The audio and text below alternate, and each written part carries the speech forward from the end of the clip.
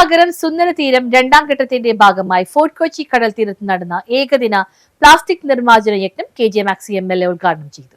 Fisheries വകുപ്പിന്റെ നേതൃത്വത്തിൽ കടലിനെയും കടലോരത്തെയും plastic മുക്തമാക്കി സ്വാഭാവിക ആവാസ വ്യവസ്ഥ വീണ്ടെടുക്കുന്നതിനായി മത്സ്യത്തൊഴിലാളികൾ ഉൾപ്പെടെയുള്ളവരുടെ സഹായത്തോടെ നടപ്പാക്കുന്ന ശുചിത്വസാഗരം സുന്ദരതീരം രണ്ടാം ഘട്ടത്തിന്റെ ഭാഗമായി ഫോർട്ട് കൊച്ചി കടൽ തീരത്ത് ഏകദിന പ്ലാസ്റ്റിക് നിർമ്മാർജ്ജന യജ്ഞം സംഘടിപ്പിച്ചു. KJ മാക്സി MLA ഉദ്ഘാടനം ചെയ്തു. ഈ ഫോർട്ട് കൊച്ചി മുതലിങ്ങാട് ചിദാനംബരം ഭാഗത്ത് ഓരോ കിലോമീറ്റർ ഇടവിട്ട് കൊണ്ടുവന്ന ഒരു ടീം രാവിലെ 7 മണിക്ക് അതിന്റെ പ്രവർത്തനം ആരംഭിച്ചിരിക്കുക. തിരുവനന്തപുരത്ത് ഉദ്ഘാടന പ്രോഗ്രാം 8 മണിക്കാകണം. നമ്മൾ ഈ ഉദ്ഘാടന പ്രോഗ്രാം 8 മണിക്ക് ശേഷം വെക്കും. നമ്മുടെ നാട് പ്ലാസ്റ്റിക് മുക്തമാക്കാനുള്ള വലിയ ശ്രമകരമായ പ്രവർത്തനമാണ് നമ്മൾ ഉദ്ഘാടനം ചെയ്തുകൊണ്ട് സ്റ്റേറ്റ് ലെവൽ ഉദ്ഘാടനം നടത്തുന്നത്.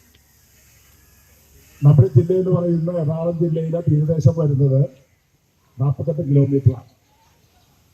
വൈപ്പിൻ മുനമ്പം മുതൽ കൗൺസിലർ ഷീബാലാൽ അധ്യക്ഷയായി. ജില്ലാ കളക്ടർ NSK ഉമേഷ് മുഖ്യാതിഥിയായി പങ്കെടുത്തു. ബഹുമാനപ്പെട്ട MLA പറഞ്ഞു കഴിഞ്ഞു.